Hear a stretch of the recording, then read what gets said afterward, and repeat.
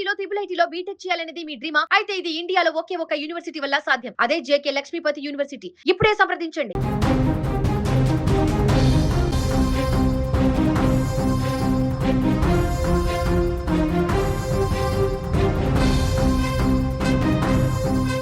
పసిడి వెండి ప్రియులకు ఊహించని షాక్ తగిలింది.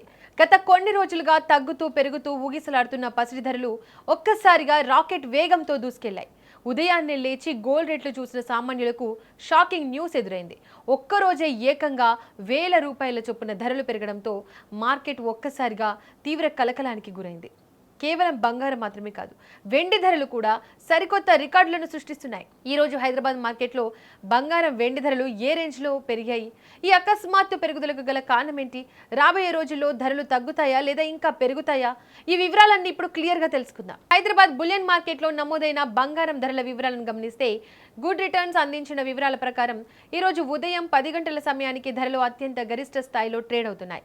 24 క్యారెట్ల బంగారం ఏకంగా 3160 పెరిగింది. దీంతో 10 గ్రాముల తులం బంగారం ధర 1,55,130కి చేరింది.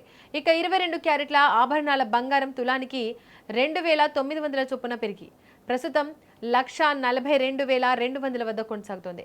ఇక 18 క్యారెట్ల బంగారం 10 గ్రాములపై 2,370 పెరిగి 1,16,350 వద్ద ట్రేడ్ అవుతోంది. పసిడి మార్కెట్ చరిత్రలో ఒక్క రోజులో ఈ స్థాయిలో ధర పెరగడం అత్యంత అరుదని మార్కెట్ విశ్లేషకులు చెబుతున్నారు. ఇక బంగారం కంటే తీవ్రమైన షాక్ ఇచ్చింది మాత్రం వెండి ధరలే. బంగారంతో పోలిస్తే వెండి పరుగులు తీసే వేగం మరింత ఎక్కువగా ఉంది.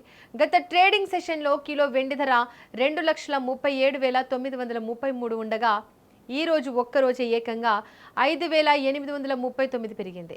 హైదరాబాద్లో ప్రస్తుతం కిలో వెండి ధర 2,43,772 వద్ద ట్రేడ్ అవుతోంది. అంతర్జాతీయ మార్కెట్లు కూడా స్పాట్ సిల్వర్ ధర ఓన్స్కు ఏకంగా $65.83కు చేరింది. వెండికి పారిశ్రామికంగా అంటే సోలార్ ప్యానెల్స్, ఎలక్ట్రానిక్స్, ఆటోమొబైల్స్ రంగాల్లో వాడకం భారీగా పెరగడం మరియు ఇన్వెస్టర్లు పెద్ద ఎత్తున కొనుగోలు చేయడానికి ఆసక్తి చూపడమే వెండి ఇంత వేగంగా పెరగడానికి ప్రధాన కారణం.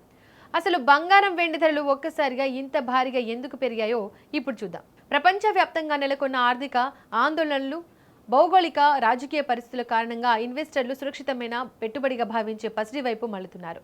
దానితో పాటు పారిశ్రామిక అవసరాలకు వెండి వాడకం విపరీతంగా పెరిగింది.